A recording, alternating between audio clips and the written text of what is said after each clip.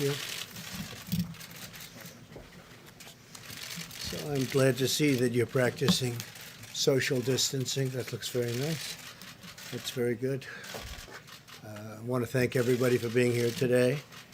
This morning I spoke with the leaders of the G7 nations, and they really had a good meeting. I think it was a very, very productive meeting. I also spoke with our nation's governors.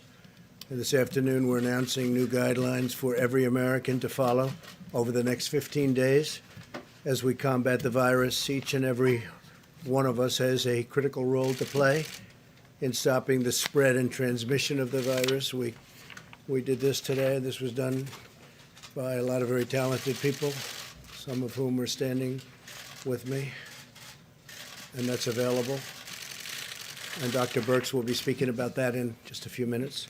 It's important for the young and healthy people to understand that while they may experience milder symptoms, they can easily spread this virus, and they will spread it indeed, putting countless others in harm's way. We especially worry about our senior citizens. The White House Task Force meets every day and continually updates guidelines based on the fast-evolving situation that this has become all over the world. It's all over the world. It's incredible what's happened in such a short period of time. On the guidelines of the task force, the new modeling conducted by Dr. Birx, and our consultation with governors, we've made the decision to further toughen the guidelines and blunt the infection now. We'd much rather be ahead of the curve than behind it, and that's what we are. Therefore, my administration is recommending that all Americans, including the young and healthy, work to engage in schooling from home when possible, avoid gathering in groups of more than 10 people, avoid discretionary travel, and avoid eating and drinking at bars, restaurants, and public food courts.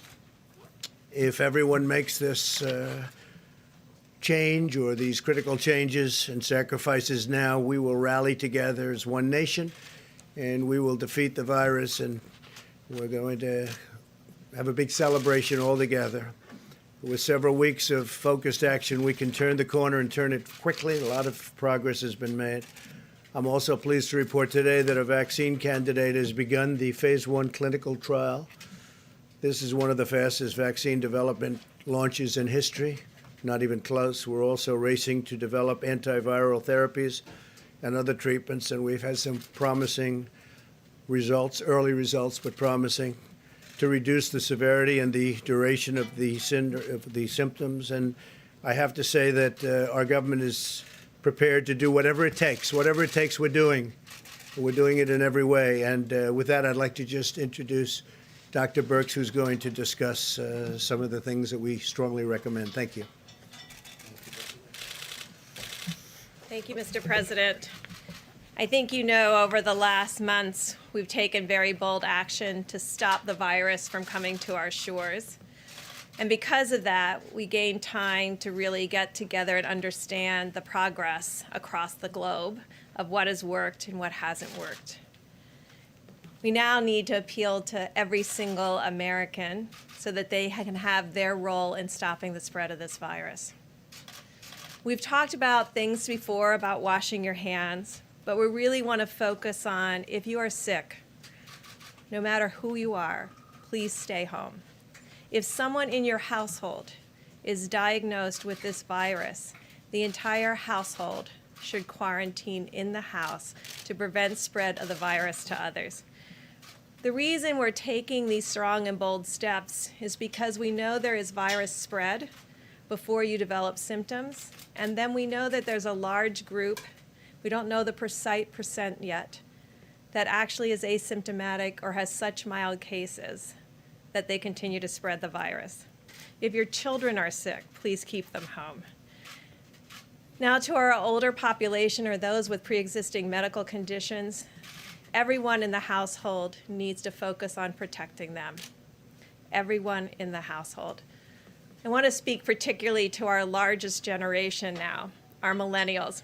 I have the mom of 2 wonderful millennial young women who are bright and hardworking, and I will tell you what I told to them. They are the core group that will stop this virus. They're the group that communicates successfully, independent of picking up a phone. They intuitively know how to contact each other without being in large social gatherings. We're asking all of them to hold their gatherings to under 10 people, not just in bars and restaurants, but in homes. We really want people to be separated at this time, to be able to address this virus comprehensively that we cannot see, for which we don't have a vaccine or a therapeutic. The only thing we have right now is the amazing ingenuity and compassion of the American people. We're appealing to all Americans to take these steps, to protect each other, and to ensure that the virus doesn't spread. These guidelines are very specific, they're very detailed. They will only work if every American takes this together to heart and responds as one nation and one people to stop the spread of this virus. Thank you.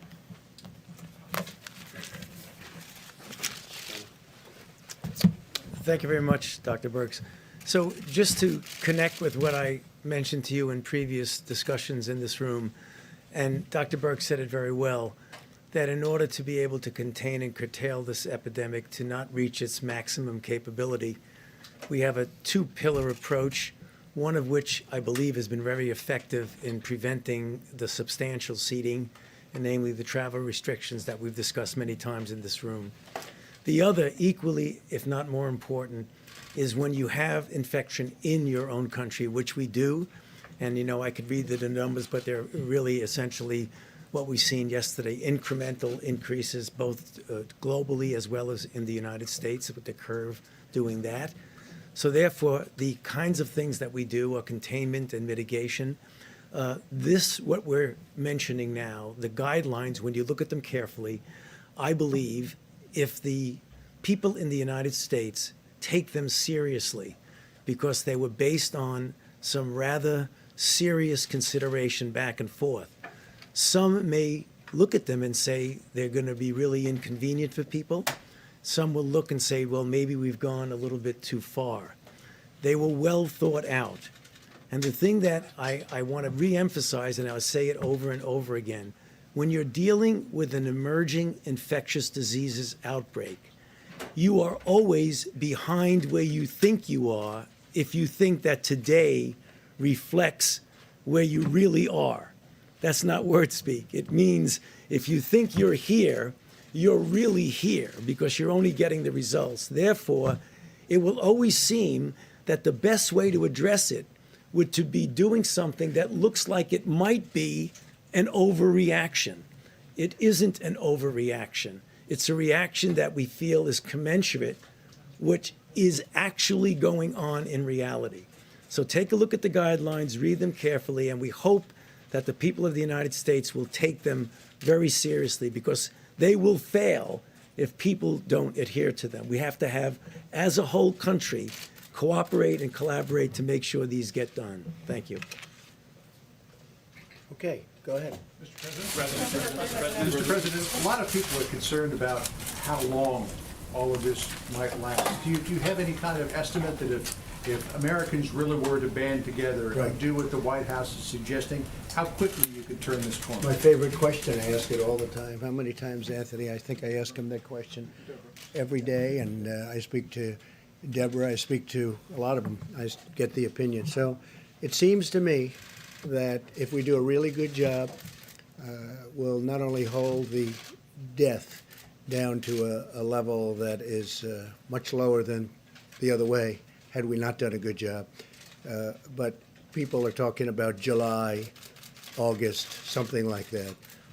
So it could be right in that period of time where it washes through. Other people don't like that term, but where it washes through.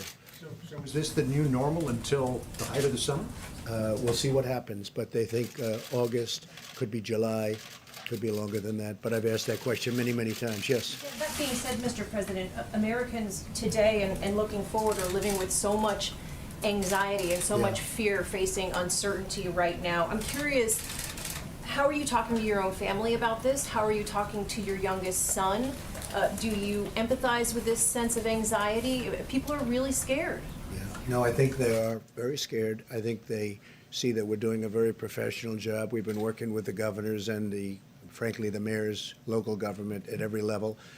We have FEMA totally involved. FEMA has been, usually we see FEMA for the hurricanes and the tornadoes. Now we have FEMA involved in this. They've been doing a fantastic job locally, working with people that they know because they work, like as an example, in California, in the state of Washington. They work with them a lot on other things, and they're very familiar, so they're working on it. What you can do, and all you can do, is professional, totally competent. We have the best people in the world. We have really the greatest experts in the world. And someday soon, hopefully it'll end and we'll be back to where it was. But this came up, it came up so suddenly. Look, you were surprised. We were all surprised. We heard about it. We heard about reports from China that something was happening, and all of a sudden, we did make a good decision. We closed our borders to China very quickly, very rapidly. Otherwise, we'd be in a very, as Tony has said numerous times, we'd be in a very bad position, much worse than we would be right now. You look at what's happening in other countries. Italy's having a very hard time. But I think that what we do, and I've spoken actually with my son. He says, "How bad is this?" It's bad. It's bad. But we're going to be hopefully a best case, not a worst case, and that's what we're working for. Yes. I think you can clear up some confusion on two key fronts. One is about your own test. The other is about containment efforts. Is the administration considering more aggressive containment options, like a quarantine, a national curfew, restricting Well, we have that domestic very air much. travel? Yeah, we have that very much, and we've been pretty aggressive. We were early with Europe, but we were very, very early with China and other places, and fortunately we were. And as far as containment here, we're coming out with strong suggestions, and it's becoming a little bit automatic. You look at people, they're not doing certain things. For instance, they're obviously not, I wouldn't say the restaurant business is booming, and bars and grills and all. People are self-containing to a large extent. We look forward to the day when we can get back to normal. To be Go ahead, specific, what's your second question? are you considering instituting a nationwide lockdown, a nationwide quarantine? The NSC knocked that down, but there's still some questions about how it all came At this to be. point, not nationwide, but well, there are some places in our nation that are not very affected at all. But we may look at certain areas, certain hotspots, as they call them. We'll be looking at that, but at this moment, no, we're not. The second question is, you said you had your coronavirus test Friday night. The White House doctor's office put out a statement around midnight Friday saying that no test was indicated. So when exactly was your test administered? Well, I sir? had my test. It was late Friday night, and the reason I did it was because I had no symptoms whatsoever. So the doctor said, "You have no symptoms, so we don't see any reason." But when I did the press conference on Friday, everybody was going crazy. Did you do the test? Did you do the test? So very late on Friday night, I did the test. And he may have put out, or the doctor may have put out something I don't know what time the letter went out. Maybe it was put out by somebody else. But the results came back, I believe, the following day. And we tested negative. But the question is, how could the White House doctor's office say a test wasn't indicated, implying that you hadn't had one when in fact you had? Well, the test? I told them that, and I went totally by what they said, the doctors, more than one. They said you don't have any of the symptoms. They checked what you're supposed to check, and that I didn't have symptoms. But I did a test late on Friday night, and it came back probably 24 hours later or something. They sent it to the labs, came back later. Yeah, please. Mr. President, you had a teleconference with the nation's governors today. Yeah. And in that teleconference, you told them if they need things like respirators or masks to try to get it on their own. What did you mean by that, and what will the federal If they can government get do to them help? faster by getting them on their own, in other words, go through a supply chain that they may have, because the governors, during normal times, the governors buy a lot of things, not necessarily through federal government. If they're able to get ventilators, respirators, if they're able to get certain things without having to go through the longer process of federal government, we have stockpiles now, and we're ordering tremendous numbers of ventilators, respirators, masks, and they're ordered, and they're coming, and we have quite a few at this point. I think, Mike, we have a lot. But if they can get them directly, it's always going to be faster if they can get them directly, if they need them. And I've given them authorization to order directly. Go ahead, please. Mr. President, one of the big weaknesses in our healthcare system is surge capacity for medical facilities. And I wanted to Right. ask, what precautions, what planning is being done to get China was able to build hospitals in a matter of days.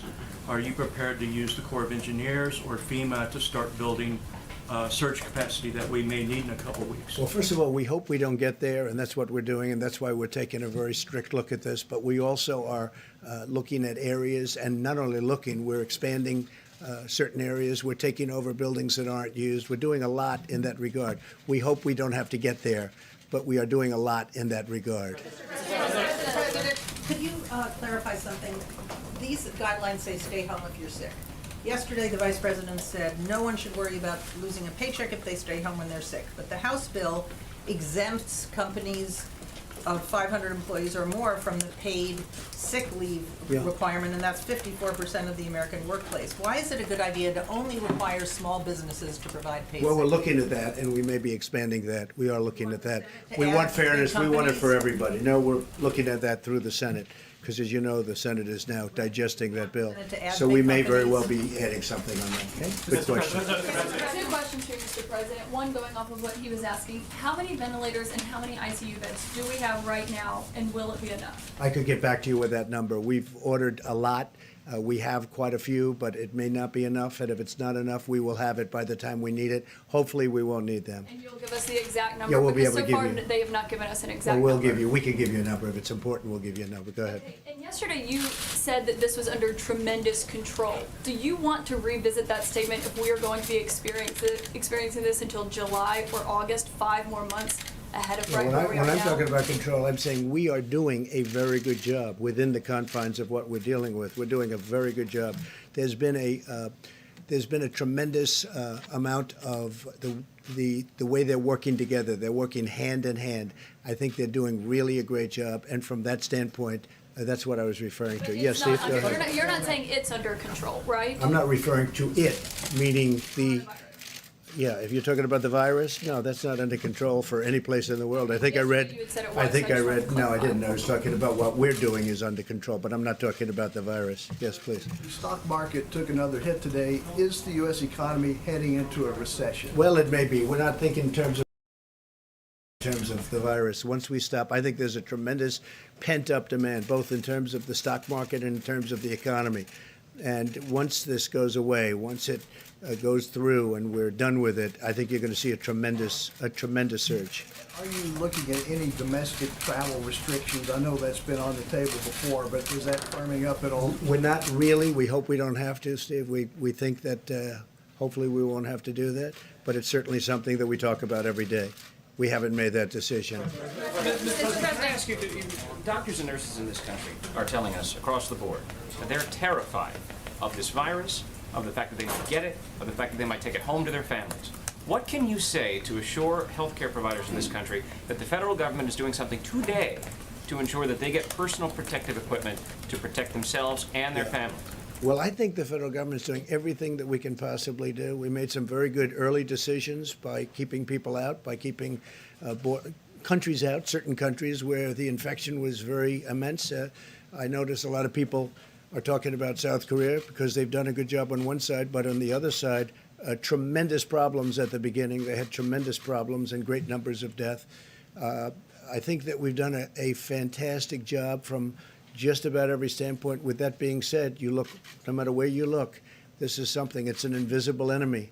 And, but we are speaking all the time, not only with the people, but also the professional people, the nurses, the doctors. They have been doing a fantastic job. We are also working very much on getting them the kind of equipment that they need. And for the most part, they either have it or they will be getting it.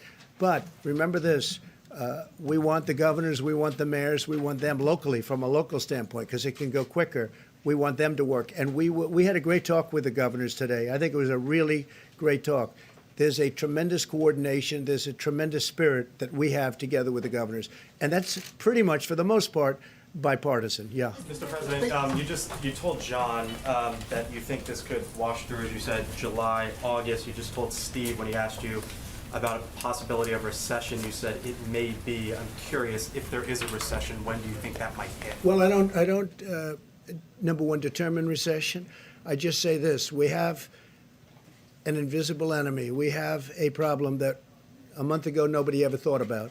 Nobody in the, I've read about it. I read about many years ago, 1917, 1918. I've seen all of the different problems similar to this that we've had. This is a bad one. This is a very bad one. This is bad in the sense that it's so contagious. It's just so contagious, sort of record-setting type contagion.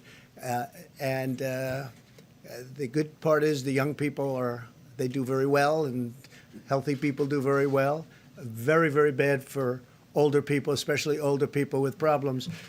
My focus is really on getting rid of this problem, this virus problem. Once we do that, everything else is going to fall into place. Yes, please. Mr. President, a lot of rumors last night that you were going to put in a national curfew or some kind of, texting I've been and stuff. reading, I've been watching. Right, exactly. Me too. Your people were saying this is a foreign disinformation campaign. Is that what's going on? Are people messing with us on the internet? Well, I don't know. I mean, that I can't tell you if they are or not. And, I think a lot of the media actually has been very fair. I think people are pulling together on this. I really think the media has been very fair. I think it could be that you have some foreign groups that are playing games, but it doesn't matter. We haven't really determined to do that at all, and hopefully we won't have to. That's a very big step. It's a step we can take, but we have not decided to do it. Jennifer, go. Mr. President, two things, one on airlines and one on Yes. Jeff Bezos.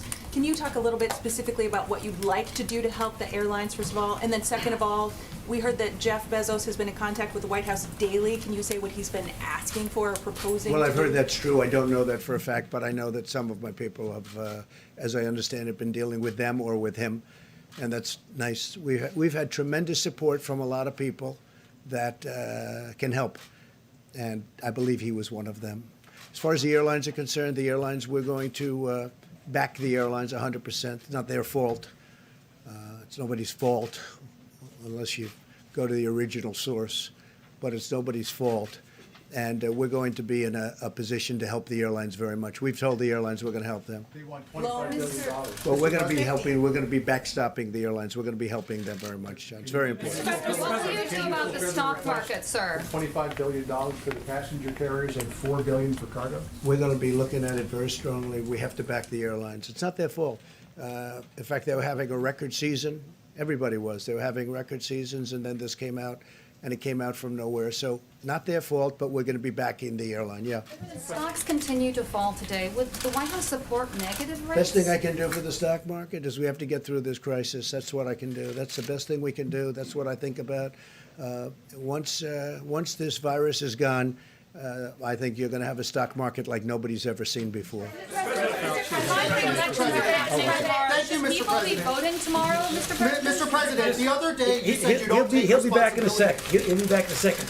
I think the question that I think maybe John asked about until July, the guidelines are a 15-day trial guideline to be reconsidering. It isn't that these guidelines are now going to be in effect until July. What the president was saying is that the trajectory of the outbreak may go till then. Make sure we don't think that these are solid in stone till July. Yeah. That would be the outside number, yeah. Mr. President. Mr. President, you've been criticized. Hold it 1 second, please, go ahead. To follow up, Senate Republicans, do you want Senate Republicans to change the package that passed the House last week, even though you I think were that may excited make it about even better. Look, they're working together very well with the House. They're working very much in unison, like the question before. They're working to only enhance it and make it better and make it fair for everybody, and that's what we're looking to do. So we may go back and forth with the House a little bit, but both will be in a very positive fashion. Please. Yeah, Mr. President, these new guidelines say avoid social gatherings in groups of more than 10 people. The CDC's recommendations yesterday were for people to avoid gatherings of more than 50 people. What's evolved in you and your team's thinking in just the past 24 hours? And also, what exactly do you need to see in a stimulus Well, let me bill? just have the professionals answer that. Would you like to do that? Great. Thank you, and thank you for that question. So we have been working on models day and night around the globe to really predict Because some countries in our very early stage, like the United States, we've been working with groups in the United Kingdom. So we had new information coming out from a model. And what had the biggest impact in the model is social distancing, small groups, not going in public in large groups. But the most important thing was if one person in the household became infected, the whole household self-quarantine for 14 days. Because that stops 100% of the transmission outside of the household. And as we talked about early on, it's silent. We had another silent epidemic, HIV.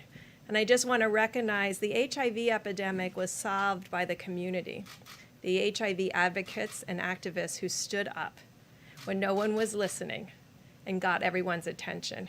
We're asking that same sense of community to come together and stand up against this virus.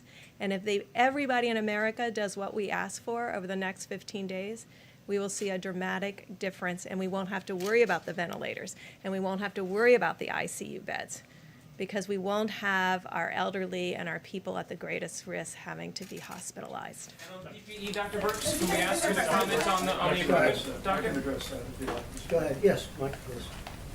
Thank you, Mr. President.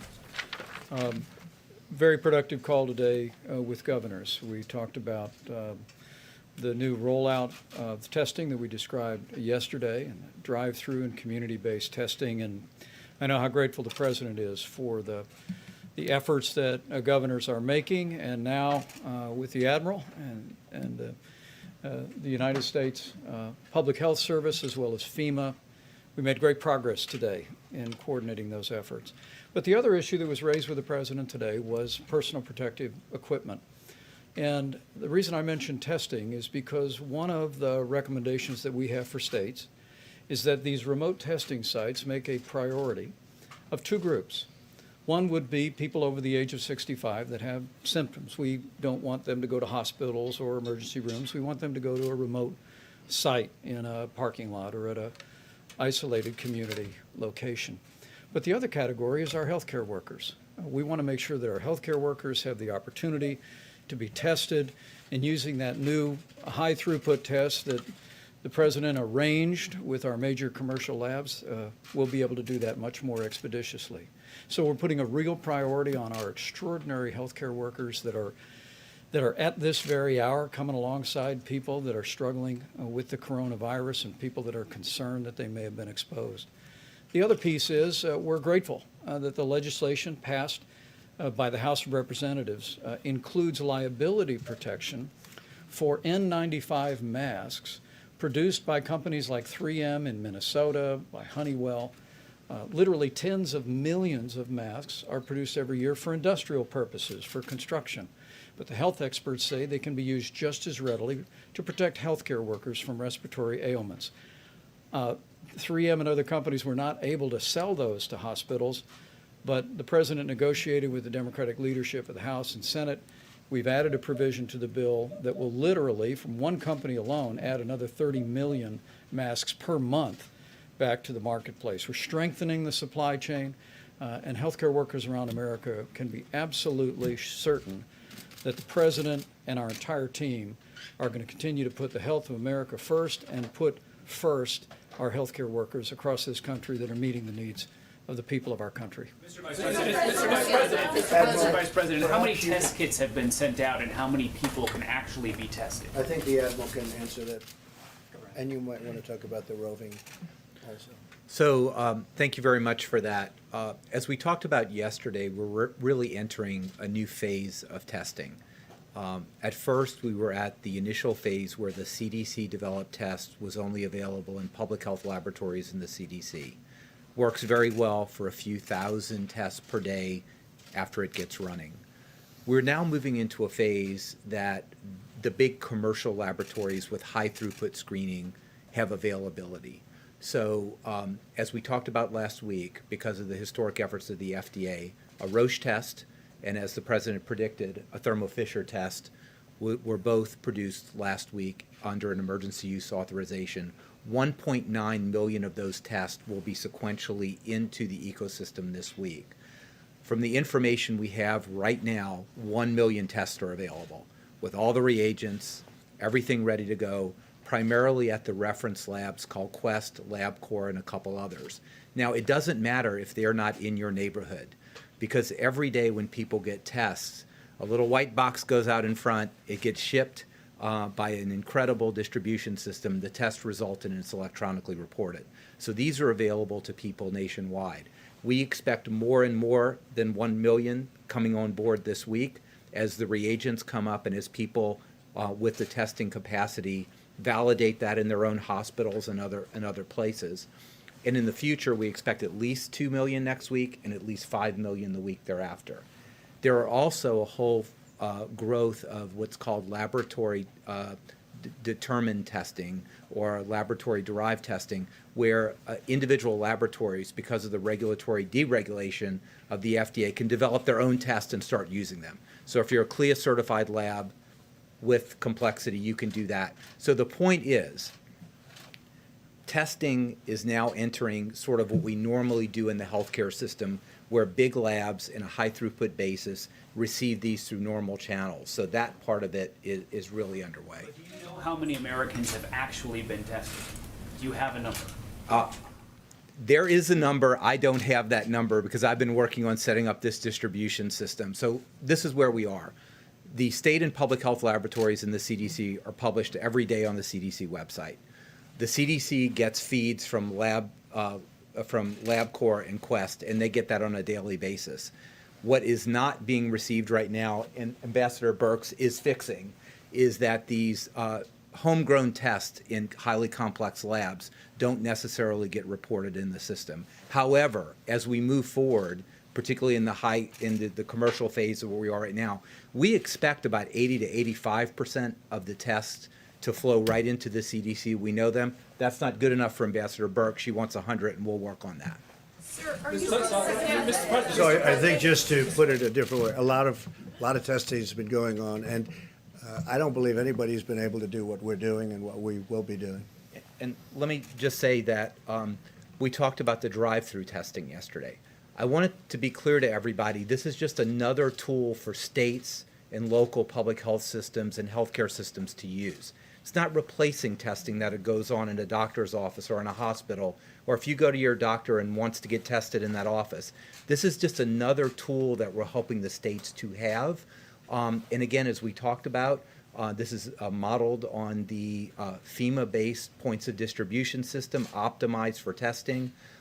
We expect this week, we now have gear, people being shipped right now today that will be in over 12 states with multiple sites, many states having multiple sites, to start augmenting the local capacity and really providing the state and the local people what they need as another way for people to get tested.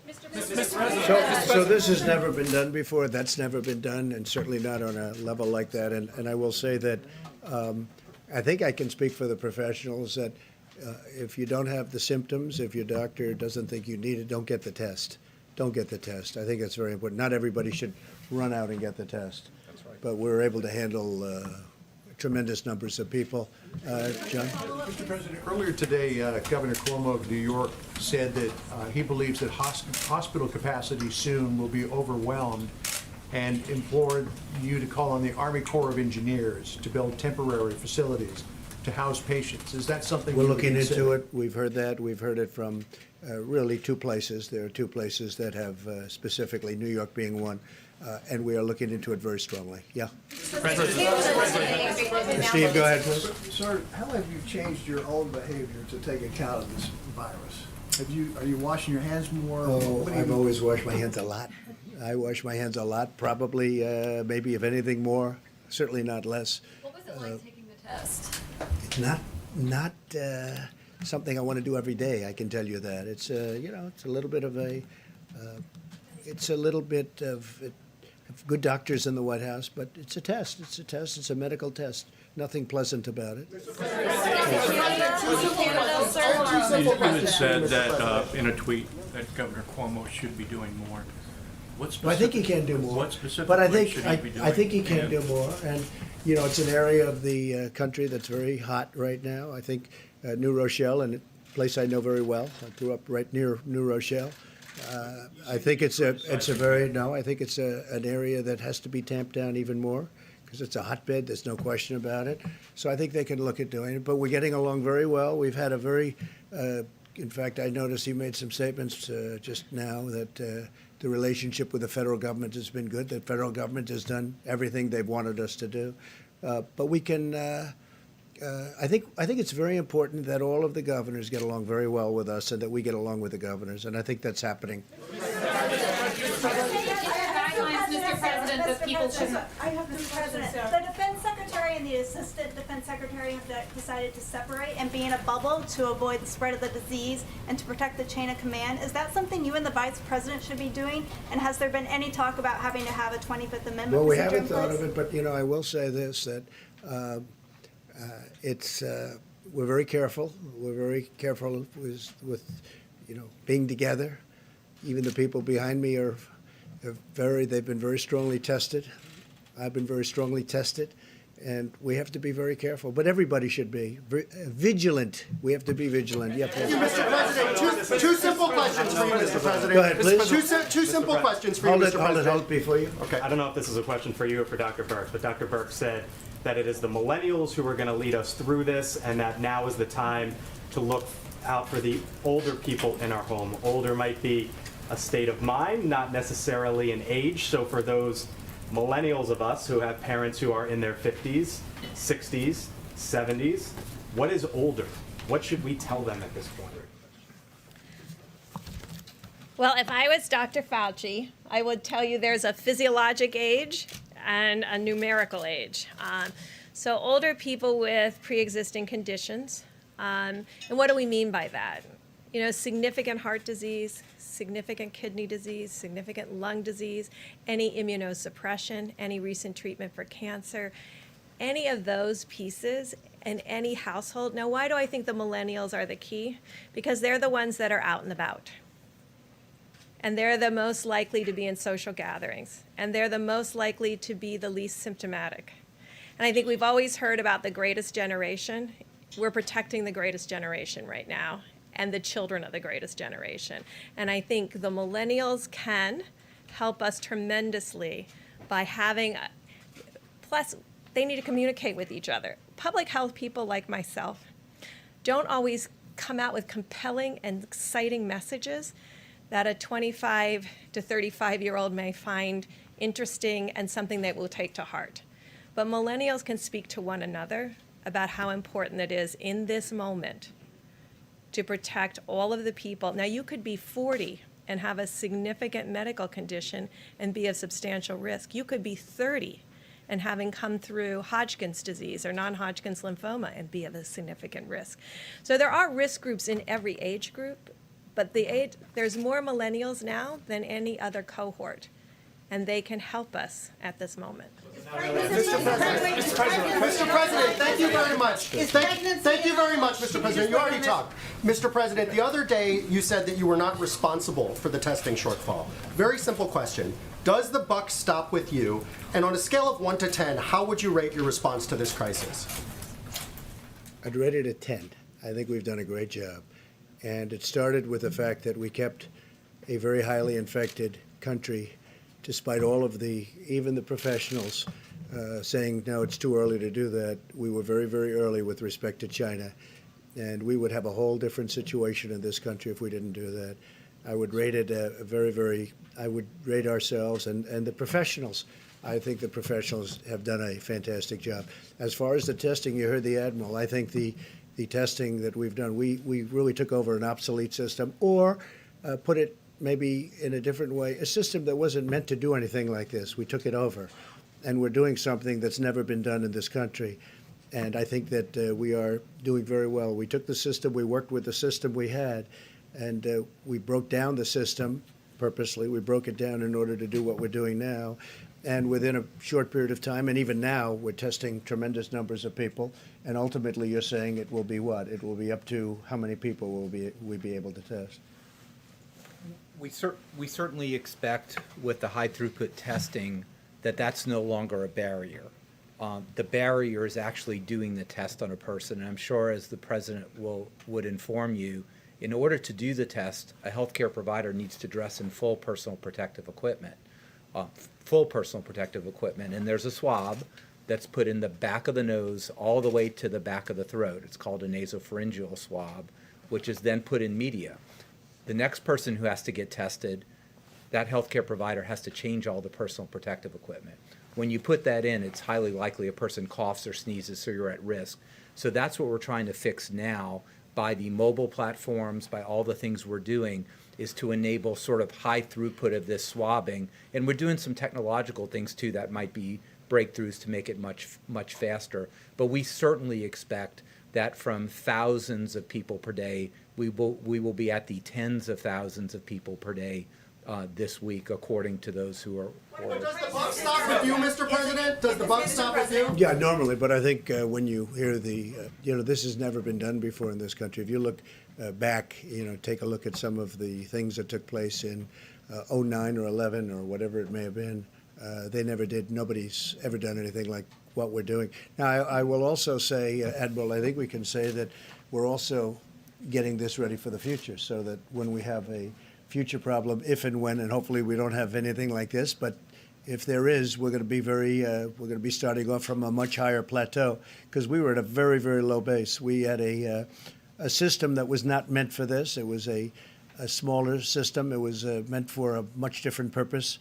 And for that purpose, it was fine, but not for this purpose. So we broke down the system, and now we have something that's going to be, and is very special, and is ready for future problems. I think we can say that very strongly. Yeah. Go ahead, please. Thank you, Mr. President. Yes. How close are you to shutting down America's northern border with Canada? And could you also speak to the fact about the elections that are supposed to be taking place tomorrow? Is it your advice that those states postpone those elections? Well, I'd leave that up to the states. It's a big thing, postponing an election. I think, to me, that really goes to the heart of what we're all about. I think postponing an election is a very tough thing. I know they're doing, because they've been in touch with us, they're doing it very carefully. They're spreading people out at great distances, as you can see. And I think they'll do it very safely. I hope they do it very safely. But I think postponing elections is it's not a very good thing. They have lots of room in a lot of the electoral places, and I think that they will do it very well. But I think postponing is unnecessary. On the northern border, sir, how close are you to We shutting think it about down? it. We think about it. If we don't have to do it, that'll be good. We have very strong emergency powers when it comes to something like this, both on the southern and the northern borders. And we are talking about different things, but we'll see. Right now, we have not decided to do that. Steve? Can we get Dr. Fauci to talk about the vaccine trial today and whether the timetable for a vaccine is it possible to accelerate, or is it still 12 to 18 months? So, thank you for that question. The vaccine candidate that was given the first injections for the first person took place today. You might recall when we first started, I said it would be 2 to 3 months, and if we did that, that would be the fastest we've ever gone from obtaining the sequence to being able to do a phase 1 trial. This has been now 65 days, which I believe is the record. What it is, it's a trial of 45 normal individuals between the ages of 18 and 55. The trial is taking place in Seattle. There will be 2 injections, one at 0 day, the first one, then 28 days. There will be 3 separate doses, 25 milligrams, 100 milligrams, 250 milligrams, and the individuals will be followed for 1 year, both for safety and whether it induces the kind of response that we predict would be protective. And that's exactly what I've been telling this group over and over again. So it's happened. The first injection was today. Sir, the market just closed down 3,000, almost 13%. Your response to the market close, sir? Is pregnancy an underlying Thank you. condition? Dr. Fauci, is there guidance for someone who may have felt sick but then feels better, so you had symptoms but you no longer do, your fever's gone away? How long would you stay home after that point? That's not clear from the guidelines. Well, if you are positive for the infection, if you have coronavirus, it is less how you feel than whether or not you're still shedding virus. So the general issue about letting people out of a facility, who, for example, a hospital or whatever, who have been infected, you need 2 negative cultures, the same way that was just described, 24 hours apart. You didn't know you had the virus. Yeah, no, the market will take care of itself. The market will be very strong as soon as we get rid of the virus. Yes. Can you clarify about pregnant women? Is that an underlying, because the UK said today that pregnancy was one of those underlying conditions. Do we say that too?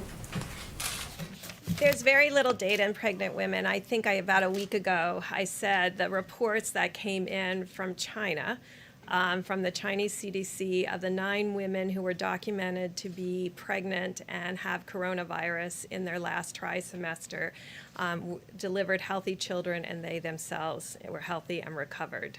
That is our total sample size, and we will be getting more data from countries. While countries are in the midst of this crisis, like Italy, I try not to bother them frequently to get us their data. We try to get it just weekly from the countries that are in the midst of responding to the epidemic, so that their focus is on their individuals in their country. Mr. President, any comment on what people like Devin Nunes, the governor of Oklahoma, have been saying, encouraging people to go out to restaurants, which goes directly against what this advice in your guidelines says? No, I haven't heard that. I haven't heard that from Devin or anybody else.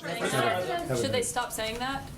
Well, I have to see what they said, but They encourage people to go to restaurants if they felt okay with their families. I would disagree with it, but right now we don't have an order one way or the other. We don't have an order, but I think it's probably better that you don't, especially in certain areas. Oklahoma doesn't have a tremendous problem. Oklahoma, you said the governor of Oklahoma. Devin Nunes And is Devin. another. Yeah, well, I hadn't heard that. So should they be doing that, or should they not be doing Well, that it's in adverse to Oklahoma? what the professionals are saying. That's, you know. And what you're saying in your guidelines, Yeah. that people shouldn't No, be going it's to adverse, restaurants. but I'll take a look at it. Absolutely. I don't know who would be best to answer this question, maybe Secretary Hayes or Dr. Fauci. School districts across the country are closing down, yet for the most part, daycare centers remain open, and considering that children can sometimes be asymptomatic carriers and go home to older individuals, are there any recommendations about daycare centers? I'd prefer a point of our medical professionals to discuss that, given that's a clinical recommendation. That's a good question, John. In the original guidelines as they were presented, it was schools, not daycare. I think it's very important. We should probably, if we have not discussed that, go back and discuss that in some detail about whether or not that's equivalent to school. It's a good question. A question about the sort of underlying public health strategy behind some of these guidelines. Telling people to avoid restaurants and bars is a different thing than saying that bars and restaurants should shut down over the next 15 days. So why was it seen as being imprudent or not necessary to take that additional step, offer that additional guidance? Well, you want to answer that? Well, I think we have to say the data that has been coming out, and I'm sure you're all up to date on how long the virus lives on hard surfaces. And that has been our concern over the last 2 weeks. No, I'm sorry. Go ahead. Okay. Go ahead. I just wanted to read. There's an answer to this. Oh, yeah. Go ahead, Tony. He was my mentor, so I'm going to have to let him speak. The small print here, it's really small print. In states with evidence of community transmission, bars, restaurants, food courts, gyms, and other indoor and outdoor venues where groups of people congregate should be closed. So, Mr. President, are you telling governors in those states then to close all their restaurants? Well, and we their haven't bars? said that yet. Why We're not? recommending, But if but you we're think this will recommending work. things. No, we haven't gone to that step yet. That could happen, but we haven't gone there yet, please. So on the election, you're saying it's a bad thing to postpone it, but if you got the 10-person maximum, guideline, in a practical sense, can you have rallies? Can you primaries surely gather more than 10 Well, people? hopefully this How's it gonna will work? pass through, and hopefully that we'll have, everybody will be going to restaurants and flying and being on cruise ships and all of these different things that we do. And it will very, very hopefully be in a fairly quick period of time. But we're taking a tough stance. We may make certain other decisions. We may enhance those decisions. We're going to find out. As per the question that you were asking, some of those decisions may be had. How about one more? On the cyber attack on HHS, Yeah. is there any reason to believe that they were trying to hack into the system and gather information from the system? And also, is there any reason, so were they trying to hack to get information? And also, do you have any reason to think that it could have been Iran, Russia? do you have any reason to believe was before and after? So in the previous 24 hours, we saw a great deal of enhanced activity with relation to the HHS computer systems and website. Fortunately, we have extremely strong barriers. We had no penetration into our networks. We had no degradation of the functioning of our networks. We had no limitation of our capacity for people to telework. We've taken very strong defensive actions. The source of this enhanced activity remains under investigation, so I wouldn't want to speculate on the source of it, but there was no data breach or no degradation in terms of our ability to function and serve our important mission here. Thank you. Mr. Vice Mr. President, have you President, been what are you tested looking yet? for in another Sir, have stimulus you been package, tested? sir? Could you speak to that? One thing Mike just said, it's very important to get out that this is for the next, what we're talking about, much of what we're talking about is for the next 15 days. Mike, go ahead. Mr. Vice President, have you been tested? I've not been tested yet. I'm in regular consultation with the White House physician, and he said I've not been exposed to anyone for any period of time that had the coronavirus, and that my wife and I have no symptoms. But we're checking our temperature regularly every day, and we'll continue to follow guidance, which I think may be a good place to land at the end of the day. And that is, as we expand testing rapidly around the country through the new public-private partnership that the President facilitated, we want the test to be available for people who have symptoms, people who have symptoms and are in vulnerable populations, and our healthcare workers, to make sure that they can have the peace of mind that they're doing their jobs and they're properly protected. And so our best counsel, the counsel of the experts, is if you have a question, call your doctor, call your healthcare provider, ask whether or not you should be tested, and that's what my family's doing as well. Let me just emphasize one more point, if I can. The President asked the task force to continuously review the data and the information that we have, not only in this country, but from around the world, to give the best guidance to state leadership and local healthcare leadership and all of the American people about how to keep themselves, their family, and their community safe.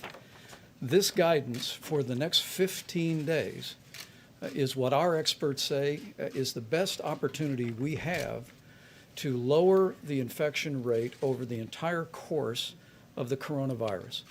Just as the President did by suspending travel from China, just as he did with travel advisories and screening from Italy and South Korea, just as we've done with Europe and at midnight tonight with the UK and Ireland. We'll continue to take very decisive steps to lower the spread of the coronavirus. But we want every American to know, and we would ask all of you in the media to spread the word of the American people that this is advice on behalf of the President of the United States to every American, what you can do over the next 15 days to prevent the spread of the coronavirus. And we're calling on every American to do your part, because together we'll get through this and we'll find our way forward.